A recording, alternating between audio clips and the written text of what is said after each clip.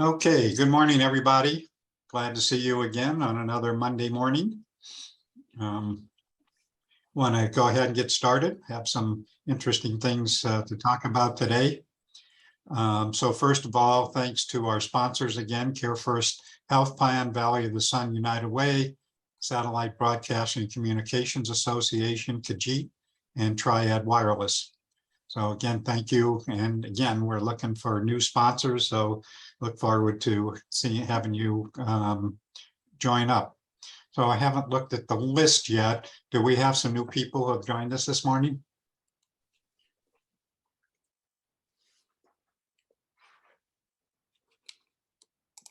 Don't think so.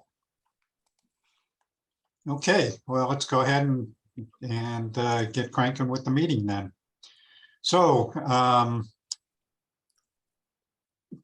well, we have an announcement. This was just a reminder that we do have kibitzing with colleagues after this meeting. So those of you who don't know what kibitzing is, it's an opportunity to just have some discussion, sharing, and so forth. We turn off the recording and just have free for all.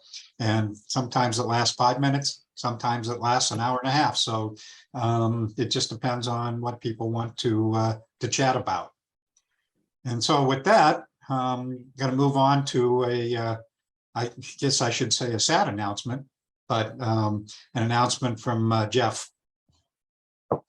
Hey, Steve. I wouldn't call it a sad announcement. I think that, you know, life changes. You know, we things always evolve, hopefully for the better. And I did announce on Friday that I'll be stepping down as state broadband director. I'm going to finish out the month just to make sure all the projects are buttoned up and you know the connections are made and all that sort of thing.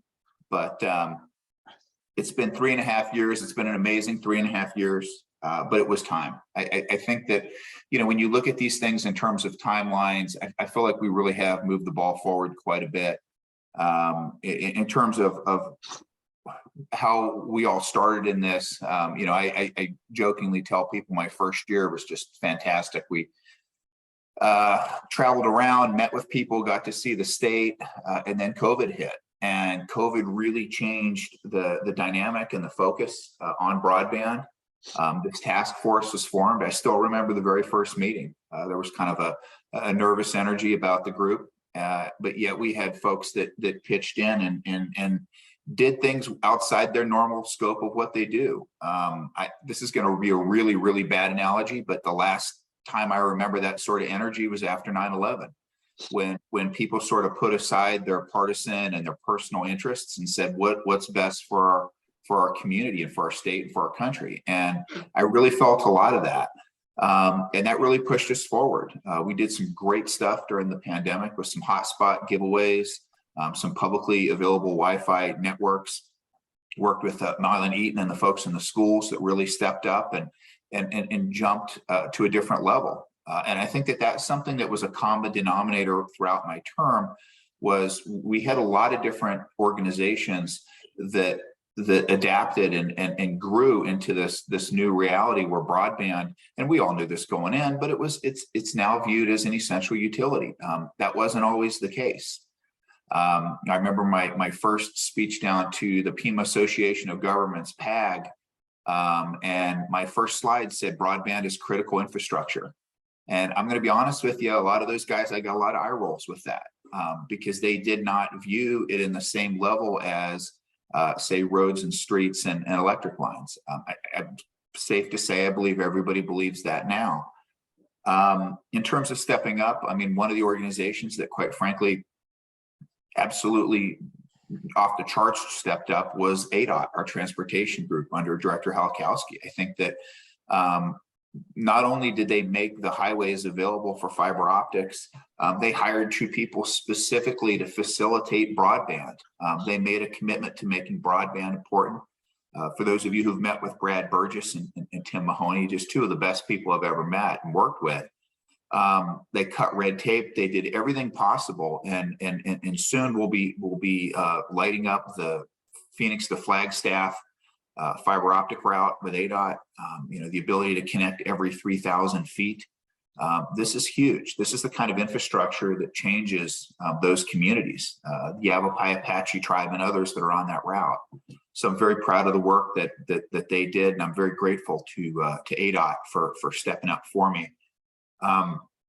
Probably most likely for this group was with the ACP program. It was called the EBB program when we all started.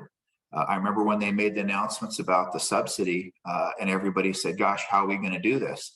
You know, my first thought was, I know during the pandemic, we were able to get Secretary Hoffman and Governor Ducey to do public service announcements and stuff. I thought maybe we could do something like that.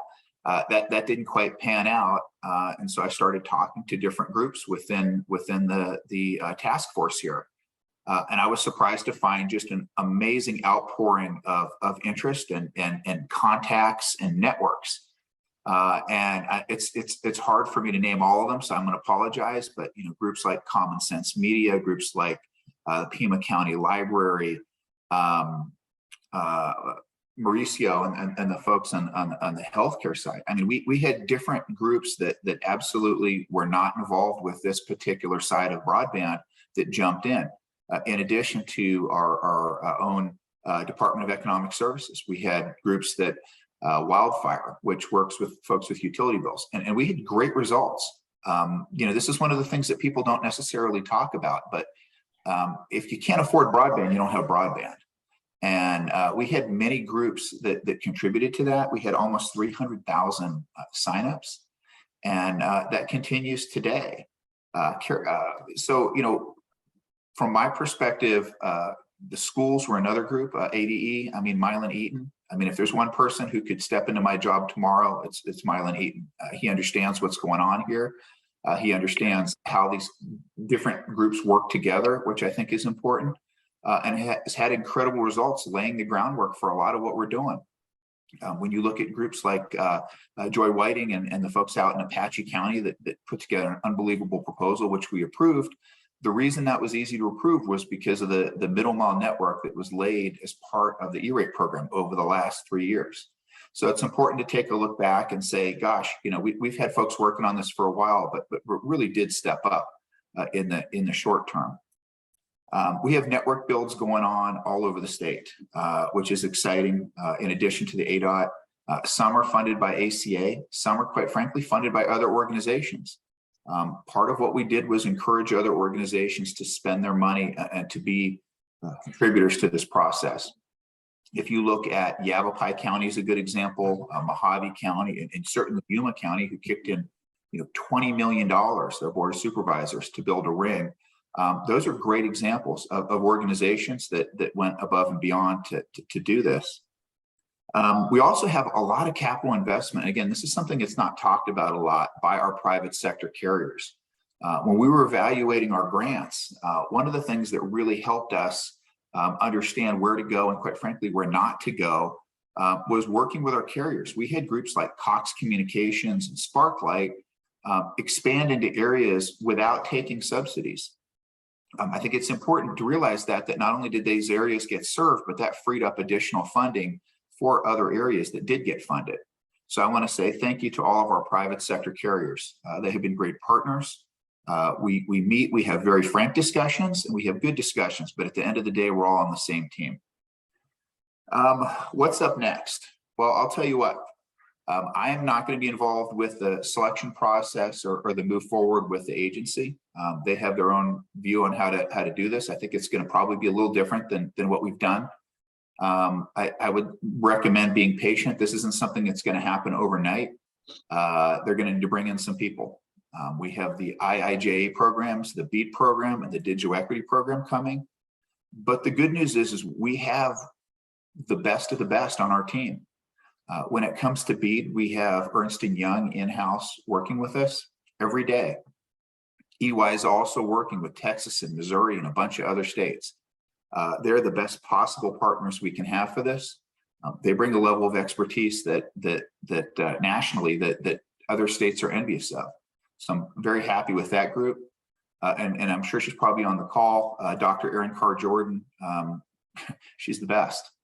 I went into the Digital Equity understanding enough about it to understand that it was an important component. And I will tell you right now, it's essential. the idea of building these networks without the community upgrading their skills and their understanding is I won't say it's worthless, but I think that it's not worthy of what we're doing here. I am her biggest fan. I am her biggest advocate within the state, and I would love to see her and her organization's role grow. We've known each other a little bit since, she was working with ASU, and Lev Galnick, who's been another big fan of what we're doing, big supporter. But I think DEI gives us the ability to have that freestanding group to focus on this one task. I'm not a fan of trying to be everything to all people. And I think that having an expert in and giving them the resources and giving them the freedom to operate is important. She's brought in some great groups under her, and I'm incredibly excited about this program. This is one of the ones I think that 5 years from now we'll look back on and say, boy, that was a really good investment. So in both of those cases, I think we're in good shape. We're working on a middle mile plan right now with the state of Nevada and with the carrier to connect this large network we have in Arizona up to Las Vegas, to the big data centers up there, Switch and others. The reason being is we need redundancy. Nobody wants to talk about redundancy, but having that redundancy when you build out places like Kingman and Lake Havasu City and Yuma County and hopefully Flagstaff soon, taking everything to Phoenix makes sense even with multiple routes, but having that redundancy built in for Northern Arizona is important. I'd also like to thank our tribes. Our tribes have really stepped up and done amazing work, starting with the Navajo Nation. We've had some great relationships with them going in, but just like in any organization, we've had folks like Chris Vicente, who was a visionary, left to go to NTIA, but they backfilled Chris. Tico Charlie is a very, very strong person, comes from Sacred Wind, understands what needs to be done. President Nez and Vice President Lizer have been huge advocates for us, and they are great advocates. If I have one big regret in this job, it's that we didn't get the eastern half of I-40 done. I hope that still continues to move forward within the discussion of the state. I think that connecting I-40 East, getting Flagstaff to New Mexico is important. I think connecting that to New Mexico and getting to Albuquerque is important too. But again, these aren't my decisions to be made at this point. Hopefully this will happen. It's going to require a lot of work on both sides. This isn't just a state of Arizona issue. The Tohono O'odham down near Tucson have absolutely upped their game in the last year, receiving a grant from us and a federal grant. The Tohono O'odham tribal utilities are booming. Alluvion, which is part of the Gila River Indian community, has some great new leadership. And not only are they building in their area, but they're building to other tribes, a tribal carrier serving tribes. I think that's pretty cool. So we've got some really great stuff in the pipeline. I will step back and not interfere with the direction. That's not really my role. I will certainly give you my opinion if asked.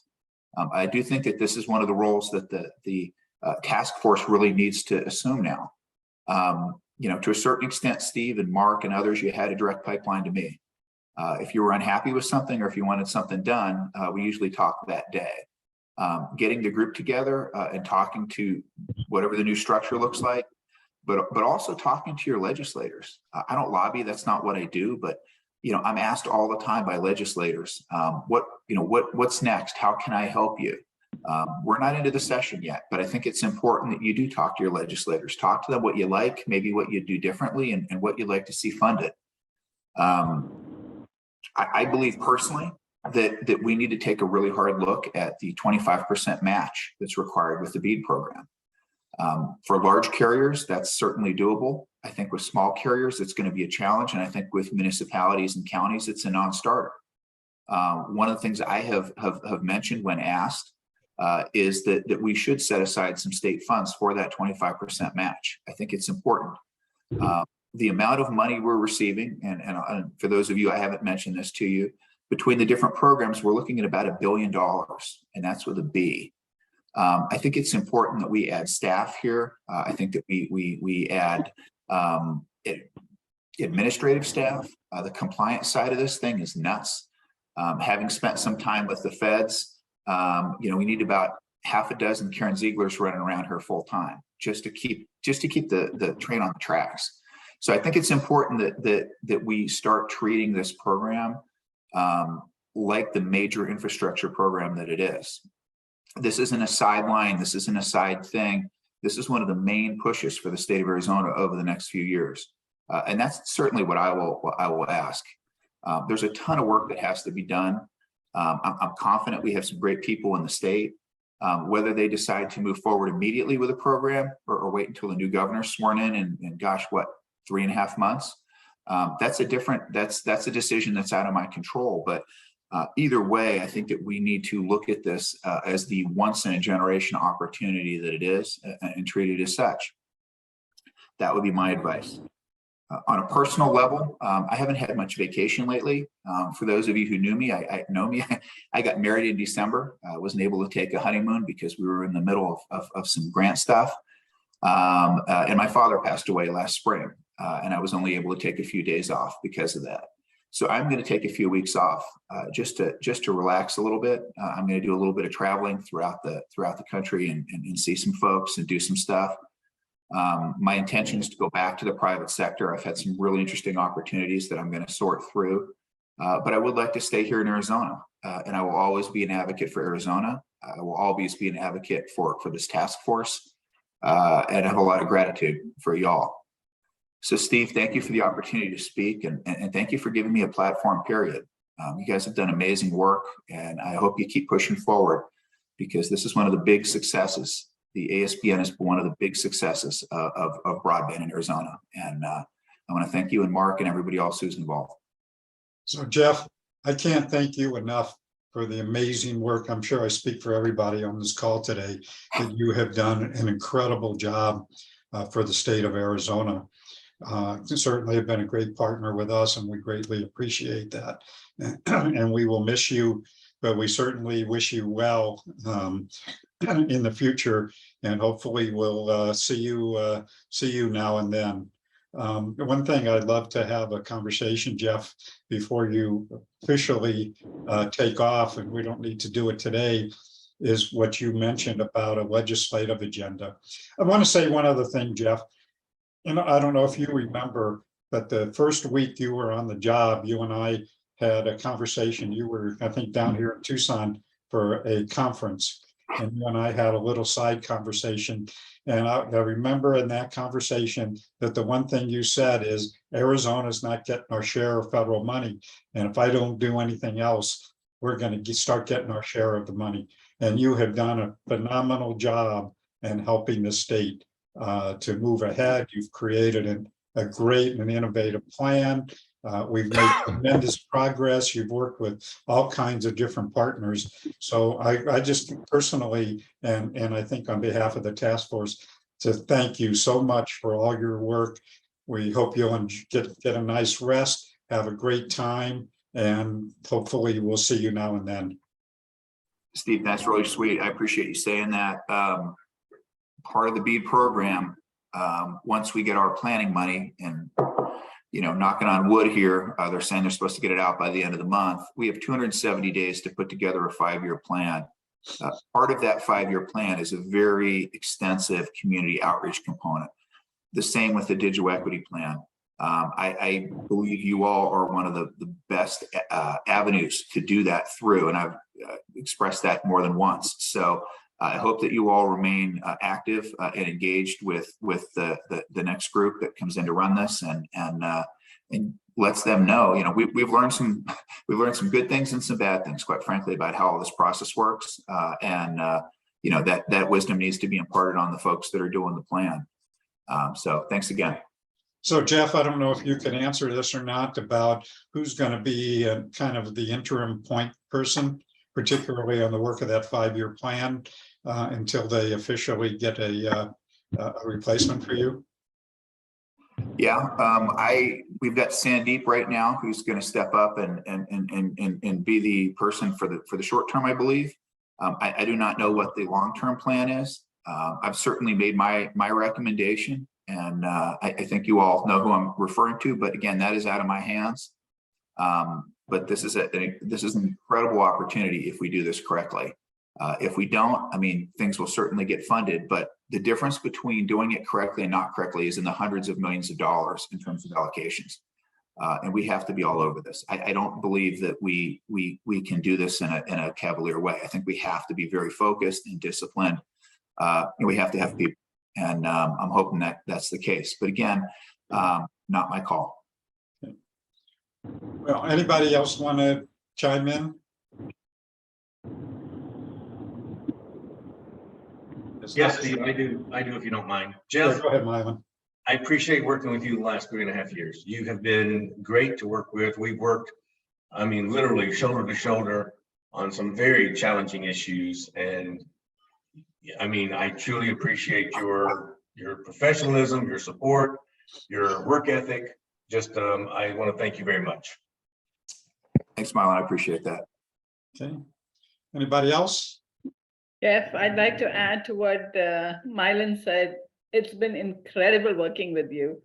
And I think you put Arizona on the map of the US and the world, I think, in all the things that you have done for the state. I hope we have as much energy to carry it forward. We really appreciate every little bit of energy you put in. Thank you so much, and wish you the best in everything else that you're going to do, because I know you're not going to sit quiet. That may be for a month or so, but not beyond that. I don't see that.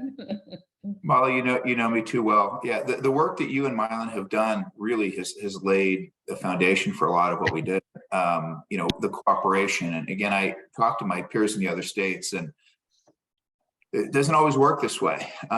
We're very fortunate in that we have a lot of folks that are working together, and I think that opportunity will remain. I mean, the work that you all did up on the Navajo Nation with the getting the chapter houses turned into libraries was really visionary stuff. And when I talk to the Navajo Nation, they have quite a bit of money.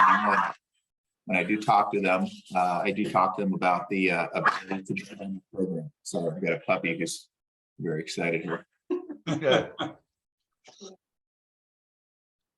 Hey, anybody else?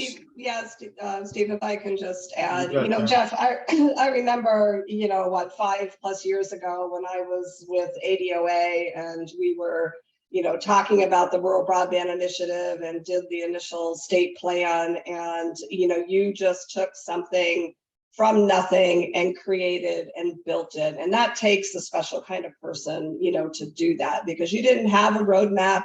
You didn't have, anything to tell you which direction to go. And like you said, the pandemic hit, changed everything. So I personally just want to thank you. Even though I'm not with the state anymore, I'm still involved in broadband, as you know, and I just, I really appreciate everything you've done. Thanks. Again, I think that you being so generous with your time really set the groundwork for not just how we work with ADOA and ADE and ADOT and all the different state agencies, but it really established just a kind of an information sharing pipeline with ADOA, which I think is important. This isn't an ACA initiative. This is a state of Arizona initiative, and we need to start talking like that. I think it's great that the ACA has the office, but at the end of the day, we're here to serve the people of Arizona. And whether we do the work or Mylan or Mala or whoever does the work to get it done, I've said from the beginning, my true north is connecting the individual person and the small business that isn't getting lost, that is getting lost in the shuffle right now. Working together for the people of Arizona, I think, is the key thing. We can't get caught up in who those people are and where they are. We need to just go out and do the job. And then once we do it, we need to work on the digital equity side of this. I can't stress enough how important it is that the folks understand what they have and how to use it. We have these great networks going in places like Yuma and Kingman. Will change those communities forever, but they're only going to change those communities forever if they know how to leverage that infrastructure. And I think it's important that you all really get behind Erin and the work that she's doing. I can't stress enough that that's going to be the secret between us and many of the other states. She's kind of our secret weapon. Okay. Anybody else? This is Joy Whiting. Oh, sorry. Go ahead. I was just going to say quickly, this is Joy Whiting. I just want to tell Jeff, thank you again too. Jeff didn't have to be so personable and so easy to get in contact with. He didn't have to answer my texts or my phone calls, but he did, and he did it happily. Drive all the way up to Navajo and Apache County, but he did, and he did it happily. And I just want to tell him thank you so much. I know I owe you probably a huge donation to your vacation fund because of how much work and effort you just did with me personally and everything in Apache County. So thank you so much. Joy, thank you. And, you know, Joy's a great example of somebody who really had nothing to do with broadband other than as part of her role as of superintendent, you know, having to oversee the E-rate program in some capacity, you know, indirectly. She stepped up and got involved. You know, we had this happen in so many other counties. Yuma County is a good example. We had people in the agriculture industry who had nothing to do with broadband take of their own time, you know, and people forget that this is not Joy's primary job nor theirs. And they stepped up and did that. And I'm really grateful for that because I'm one person. Up until the last few months, I have been one person for 3 years. So having the support in the groups, you know, we work with a lot of agencies, but we also work with a lot of folks in our counties and our cities. And, you know, having them act, you know, in unison with us has been the key to this. We haven't had a whole lot of conflict. The conflict that we've had, we've been able to mediate and, you know, move forward. And I'm super excited. I think Apache County is one. Just the nature of everything that's going on out there with the coal community, where we're getting ahead of a 5-year transition program that by the time that those plants are completely closed, I think the economy will be very different in Apache County than it is today. And that's the proactive nature of what we can do here. You know, as I've told people from the beginning, the #1 loss for rural Arizona and for rural America for that matter has been our young people. People go to school, they get their degrees, and then they move to Chandler or they move to Seattle. Now that people can work anywhere, getting those young people, those young families with those 6-figure salaries back to our communities, bringing those grandkids with them, that's the real win. And I think you're going to see some of that in Apache County. I mean, having spent time in Springerville and St. John's, those are very close communities. And getting those kids back, and getting, you should say kids, those young people back is going to be the win. And in the next couple of years, you'll start to see that. Very excited about that program, and thank you, Joy, for giving of your free time. Okay, anybody else? So Hey, Jeff, this is PJ. I'm sorry, go ahead. Yeah, I was just gonna say, this is PJ Way. How you doing, Jeff? Hey. You know, I just wanted to say to you, thank you. Like everybody else, you know, you've done an amazing job, and even now, you're still continuing to speak about the things that I know we've spoken on, which is the advocacy for the stories that it tells, the stories that broadband provides. That it's more than just e-commerce, but it's about changing families' lives, changing the demographics of how people communicate. That we no longer are set with barriers, and that broadband lowers those barriers to business, to education, to family lifestyle. And you've really set a great example for the state. So it's great that I'm very glad to know you. Let me put it that way. It's been amazing conversations, and I wish you all the best. I really appreciate that. And I will tell you that, you know, along with the I-4 East, probably one of my bigger regrets is not getting a new carrier up to Flagstaff. I know that we've tried, we've been some challenges with tribal issues, with municipal issues. But I will tell you that I'm still pushing on that. I talked to 2 in the last couple of weeks and said, hey, I'm not going to be here, but that's where you need to be. Because when I look at Flagstaff, I look at Flagstaff like a Boulder, Colorado. If we can get the infrastructure right, that is going to be not that it's not already, I mean, it's gorgeous up there, but an incredibly desirable tech town. They have everything needed for a strong carrier, for a Google Fiber, for an Allo, for a WeCom, someone like that to get up there and thrive. The conditions just have to be right. With the university and all the great industry you have up there. So I'm very bullish on Flagstaff. I think that you all are going to get a lot of attention. I do feel bad. I talked to Supervisor Fowler and Matt Fowler and others. And if there's one of the 2 or 3 things I would like to get done and I didn't, that would be one. So hang in there. Just know there's a lot of interest, and that community is going to do well. Lindsay, you have your hand up.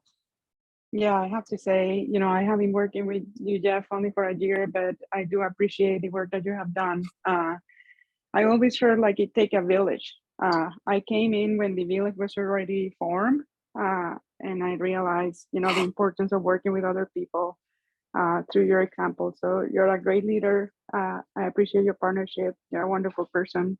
Only an extraordinary person is able to bring so many people together and make it work like you did. So thank you so much. Thank you, Lindsay. I appreciate that. Okay. Anybody else? Two Hey, Jeff, participants. this is Mauricio. All I gotta say is really thank you for not only being a representative for the whole state of Arizona at the high governmental level, but also at the grassroots levels. I know that we asked you to come all the way up to Colorado City at the Utah border, and you graciously accepted. You went up there. And I know that if you had $1 for every mile you're driven throughout the whole state, you would have a nice retirement account going on. So you really took your passion and energy through every corner of Arizona. And all I can do is thank you. And also on behalf of Care First, we thank you as well. Thank you, Mauricio.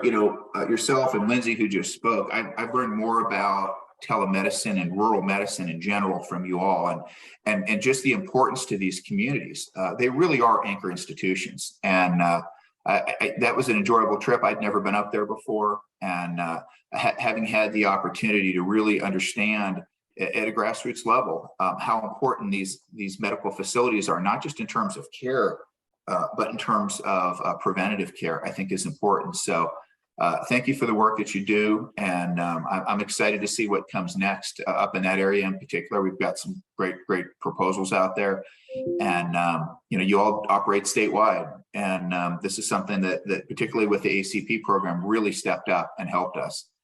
There are a lot of families that have access to good health care through telemedicine because of that work. So thank you again. Okay, anybody else? I'd like to also thank Jeff for helping put telemedicine and telehealth on the map here in Arizona. I think it's something that you really did contribute in a grassroots way to not only educate folks, but we did some great grant writing workshops. So we did bring some of that federal money to Tucson and to Arizona. And I think that I look forward to the Southern Arizona tribes and the other projects that you have helped get started and help hopefully finish up on some of those, because we do appreciate your momentum, your foresight, and your friendship over the 25 years. Thanks, Janet. I appreciate it. You've been a leader in this for a very long time, and he's not with us anymore, but Dr. Weinstein was somebody who was really a mentor to me as I got into this, who talked to me about just the long-term vision and sticking with this stuff. And so we certainly had some up and downs, but I think he'd be proud of the work that we all did. Anybody else? All right, Steve, I think you have a meeting to hold here, so let me go ahead and step aside graciously. And So Jeff, before you go, if I can put you on the spot and you can choose to respond or not, but we obviously have lots of federal money coming in, but there's still some things that we would like to see the state fund. If you had your way, what would you suggest of maybe 2 or 3 things that we need to update the plan that we did back in 2002, whatever. And so if we started looking at the legislative agenda for Arizona, do you have any thoughts? I mean, more staff for the broadband office, other things that you think would be a priority? I think that the middle mile fiber is something that it's not readily apparent to people, but why it's so important. A lot of times people will say open access, and the definition of open access, sure, you're going to sell to anybody, but if you have a carrier who for whatever reason wants to raise the price to a certain level to keep different people off, or they go through it and they sell the whole thing to Google, to Microsoft or whoever, it's not really open access. And one of the things I really liked about our program with ADOT was not only was it open access and the price would be at such a level, we would have competition on those routes, but you are connecting every 3,000 feet. Not everybody does that. You'd be lucky to get 2 or 3 cities on the routes, depending on who you're talking to. So I think continuing that program, I think that that was a really visionary program. I think that, integrating the digital equity program into the broadband, it needs to be done. If you look at the BEAD program, there's a lot of crossover there. Excuse me. And I think that that's something that needs to happen sooner rather than later. I know Aaron's doing a great job, but we're all getting started. I'd rather start from that. But I mentioned earlier the 25% match for BEAD programs. Depending on what that's going to look like, that's a big chunk of money when you start talking about, say, $20 million grants, because I imagine the ceiling will be a little bit higher than we've had before. Those are just three off the top of my head. I think that you all have done a great job of advocating for all the right things. I think that just having that dialogue, letting legislators know, and I don't mean just at the state level, but I mean at the county level and the municipal level, how important this stuff is vital. One of the best things that's going to happen over the next couple of years are you're going to see communities like, Kingman and Yuma and Springerville have these amazing networks. And there's going to be a little bit of, hey, I want one of those too going on. And I think that's going to drive a lot of the development.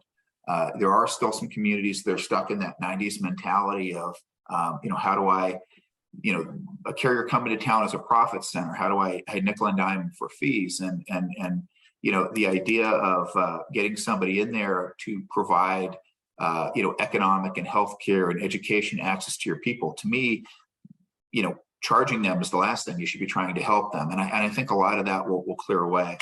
But, just continue down the path that you're doing. Make sure you have input into the plan.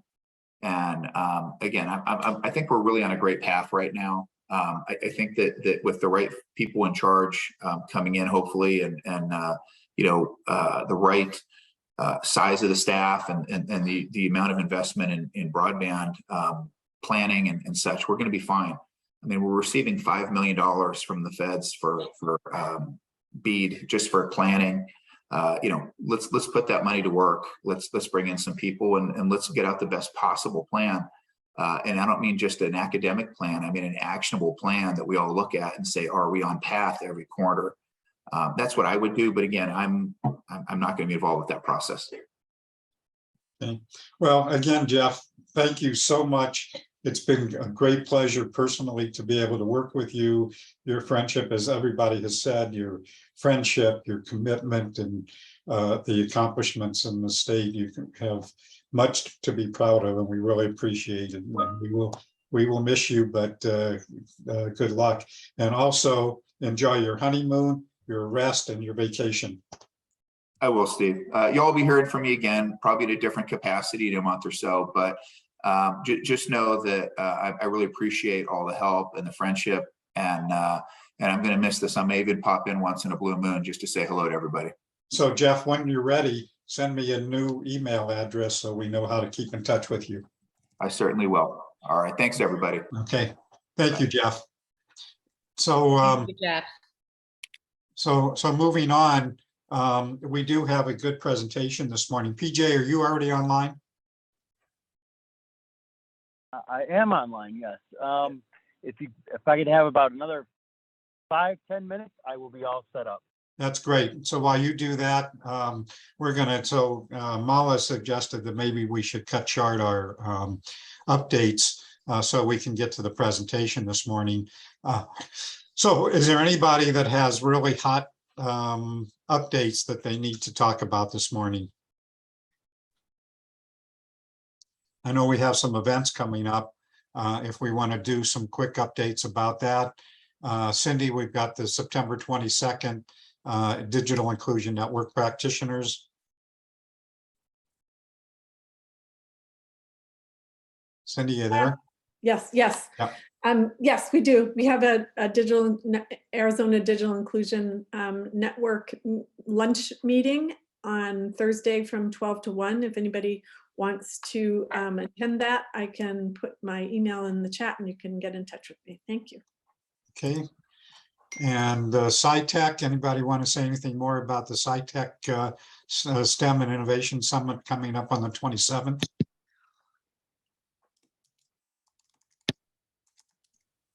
Apparently not. Okay, and then the Arizona Technology Council, 10th Annual Southern Arizona Tech and Business Expo is coming up on October 19th. So we got a few days for that. I didn't see, Carla, are you online or not? Okay, well, that's a great event. I have attended it for ever since they started and have really enjoyed it. It's a great way to connect with folks. And then Cindy, we've got the Pima County Pima Connect Digital Literacy Forum.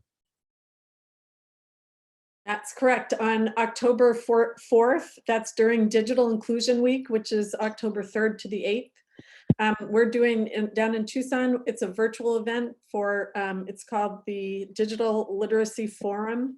We're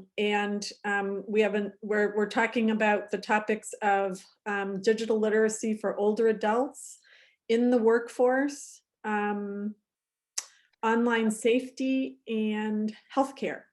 So a lot of speakers from this group and breakout sessions, and a lot to learn. A national speaker to start us off. It should be a really, really good event. What I'd like to do is I'm going to put the link to the registration in the chat right now. What I'd love to have people in this group do is get this to people that aren't necessarily in the groups that we all attend, so that we get more people to attend who need to understand what digital literacy is. I love that Jeff spoke today about the importance of that in the digital inclusion atmosphere, because if we don't understand how to use technology, we can have the pipe and the box and still not use it to great effect. So it would be really good if you could spread the word about this Digital Literacy Forum. Thanks so much. Great, thanks, Cindy. And again, you've done an incredible job, both statewide as well as in Pima County. And Aaron, Steve. you've got, I'm sorry, go ahead. Yeah, Mark. Briefly, there is an event we haven't talked about before. The Arizona Energy Consortium is having a candidates forum for the Arizona Corporation Commission. It's a full online event on September 29th, free registration, and I posted the link. Okay, thank you. And somebody else had their hand up. Who else wanted to say something? Yeah, actually, Steve, I wanted to find out if you could include our event that's on the 7th in your list. I put flyers in the chat for anybody, and I have a form link that I'll also in the chat if anybody would like to attend or set up a booth or volunteer. You want to tell people what that event is? Yeah, it's so Chicanos por la Causa and Common Sense are doing an ACP sign-up event on the 7th from 3 to 7 p.m. at the Central Park Recreation Center. And all the information is there in the flyer. So if anybody has any questions, feel free to reach out.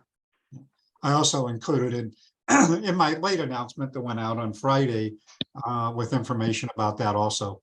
Thanks, Steve. You bet. Yeah, this is Lindsay, Steve. Good morning. I sent the information about the event that we have during the Digital Inclusion Week on October 6th. I can put it in the chat again. We're going to be talking about, the importance of that digital inclusion and patient engagement, while using technology. So I can share with you again. Yeah, please do. Again, I'll remind you that it's really helpful for me because I can tell you it takes a huge amount of time to try and get the summary out to you folks all the time.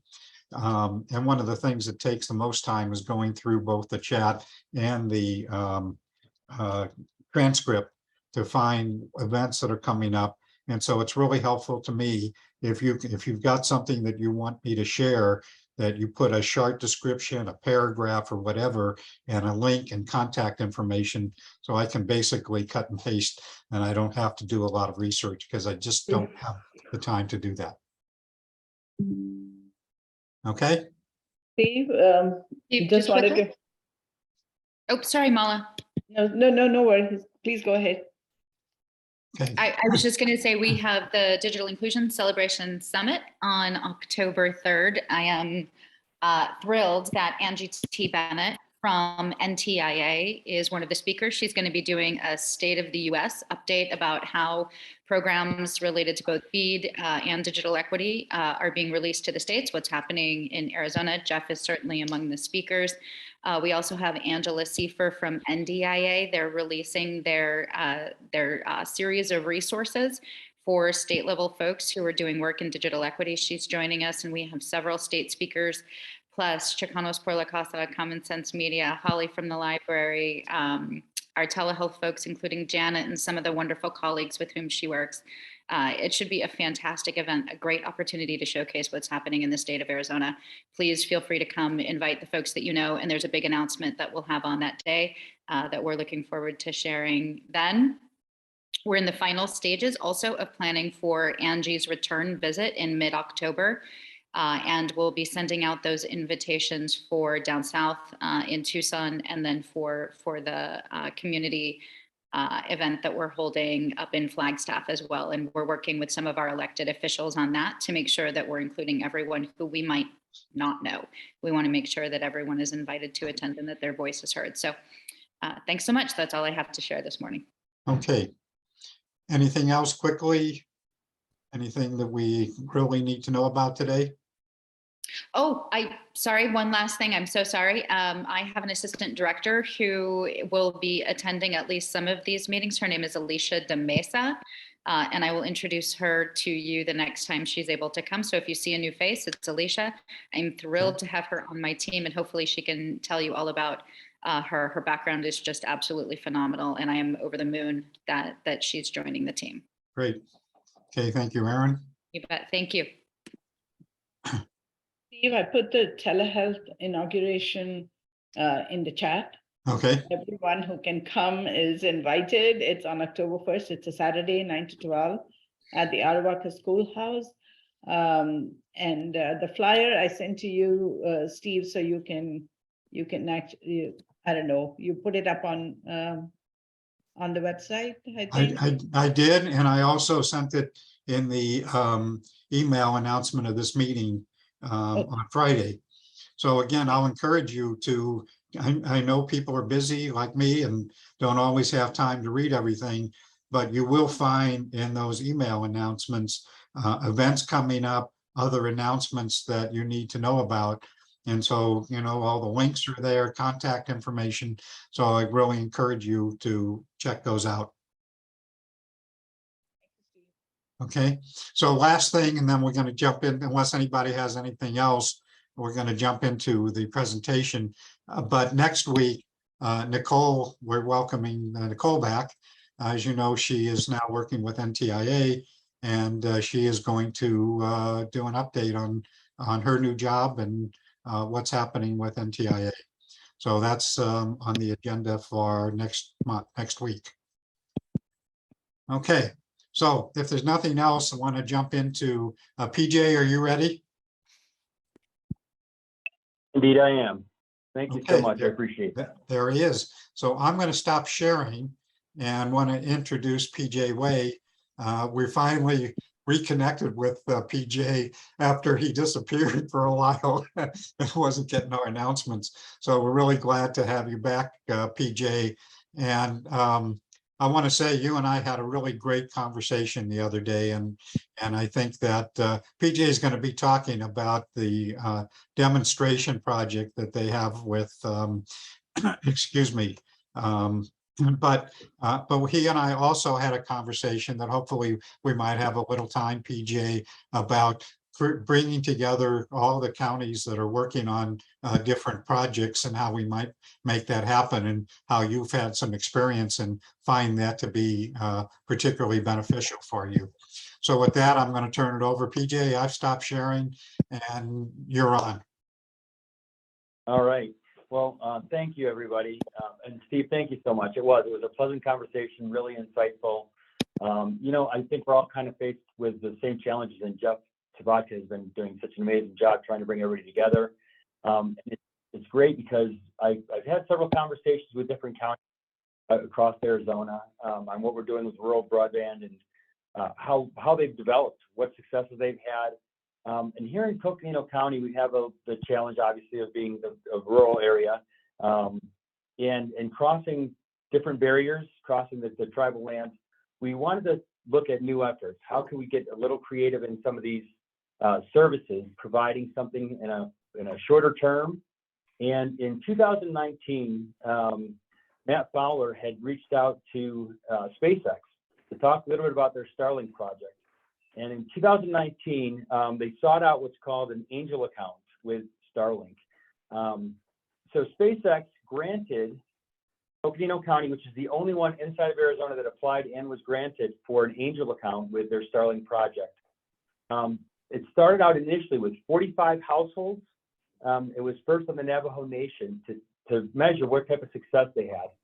And if connectivity worked, if it was sustainable.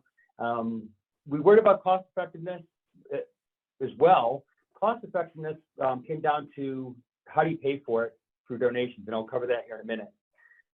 But the success that was seen in those first 45 was later translated into, okay, we understand that the technology works for households, that it's going to work for different families, but how does it work for students? Because we know that if we can reach out to those students where they live, and it's kind of what I mentioned earlier, the story of what technology provides.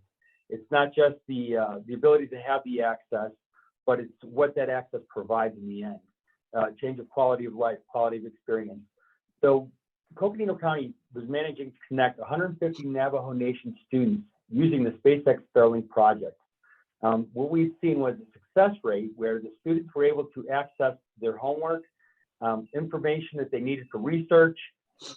They demonstrated a key need. And over from 2019 till today, we were finally allowed to release conversation about this relationship with Starlink and SpaceX. The project grew from 45 to 150. Now at 150 students, how do you pay for that? Well, SpaceX is pretty well on top of understanding that this has to be cost effective. And in a demonstration of what they were hoping to achieve and looking for volunteers, which is what these 150 students were, volunteers, their families had signed up and registered and agreed to take on this task. The money has come from donations. And right now, there are a number of projects which they are still seeking partners. They're still looking for people to participate. I don't have the direct contact of what that process is because for some, it's kind of odd. SpaceX keeps a lot of that stuff secret to how they're building those connections and how they're seeking out those avenues of approach to engage other people. Steve and I were talking, and I think it's worthwhile to mention here that if there's an opportunity to reach out to SpaceX, if you see an article about research they're performing, if you see some information about new endeavors, don't hesitate to reach out to them and see how your area may fit, your school district, your county, your library. There may be a specific service that they may be able to offer some support.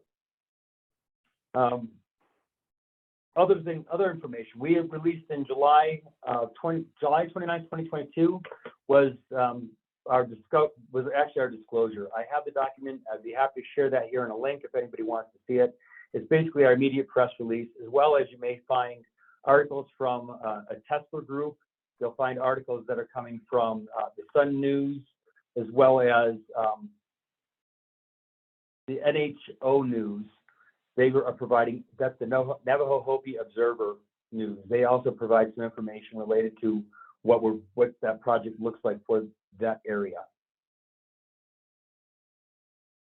Are there any specific, now one of the other things I want to mention actually is that Coconino County, we've now employed our first commercial use. We actually have a first commercial use case here in Coconino County, and it's in Tuba City. And we are now establishing, last week, we just set up another commercial use in Page. So the goal is to connect the rural areas which have a lack of ISP options, as well as cost-effective restrictions. So ideally, we will help put those as stopgaps for areas which may not be able to be serviced currently. And as development happens, my role here, for those that don't know, and I apologize, I probably should start with that introduction. Here at Coconino County, I'm doing rural broadband and special initiatives. So working with people like Starlink, it would be considered a special initiative. Work that's being done to the state with the ACA, with partners on the Navajo Nation. Now, obviously, I would like to continue the conversations with Navajo County, Apache County, and my prior work used to be in Navajo and Apache County. And then obviously I'm working with Mojave County and Yuma County currently. So, and I actually have another conversation coming up with Pima County, and I'm not sure if anybody's on this call from Pima County, but I have calls coming up there as well, just to understand what's happening around the state and how we can build that connectivity. Are there any questions that I could start by answering? Maybe give a little disclosure or point in directions if we have any to provide. Any questions for PJ? So I'm sorry, go ahead. Somebody have a question? Yes, I have a couple questions. I'm wondering, are they providing this service for free, or is there a charge, and what sort of bandwidth do they provide to the households? That's a great question. So right now, as far as the service goes, we are buying, so you have to buy the equipment. The satellite dish is what the cost implication is. When you buy the dish and the equipment that's required, so there's actually a small package. It comes with a router, it comes with all the hardware you need. And that runs about $599. So it's about $600. That can be a little restrictive. There is a monthly charge for those that want a private subscription in their home. As I mentioned, part of this program, what we're running right now, is a covered cost. So Starlink is actually paying for the service. They're covering their own service for those 2 years for people that are subscribing in this program. Okay. So that's for 2 years they're covering the cost, and then the users will pay a monthly charge after that. Is that what you're saying? Once the 2 years, yes, if they choose to keep that, that is correct, Henry. And one of as far as performance, they're getting about 300 meg service right currently with that feed. 300 megs download, and what's the upload? Do you know? Or? I do not know right offhand. Okay. I apologize. I think it's a little bit based on region and time of day.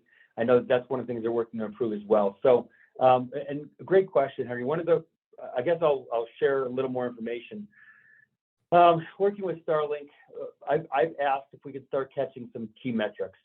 Obviously, I want to be able to find out what does it look like at certain times of the day, what's the peak performance, capacity. So if we are able to put this in a more centralized region, such as our commercial use, we want to see how that's saturated once we get more and more people onto those types of connections. So a couple of things. Starlink, if I'm not mistaken, has recently announced that they're cutting their charges. So I think they were going to reduce their monthly charge almost in half, if not more, and also the cost for their equipment. So that's kind of exciting to know more about what that is. And PJ, if you or if anybody else on this call has any connections, any contacts with Starlink, so that we can really follow up with them and have a conversation about, you know, what we're doing here in Arizona and how we can partner with them on a broader basis, would be really great. I will do that. I will put that request out to Starlink specifically on what point of contact would be able to be offered. And they also recently, for those that are not aware, Steve, I don't know if you've seen, but SpaceX Starlink has also reached an agreement with T-Mobile. They haven't disclosed a lot of the details that I found yet, but I have seen that they signed some form of an agreement with them, which would be beneficial for certain regions of our state as well. Yeah, actually, I forgot about that. Yes, that's pretty interesting also. So anything else? Any other questions for PJ?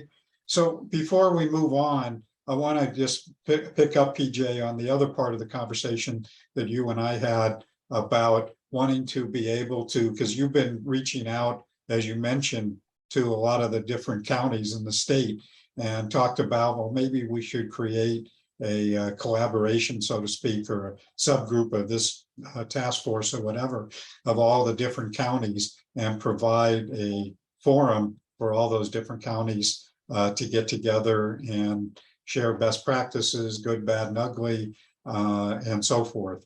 And so I don't know if you want to say anything more about that.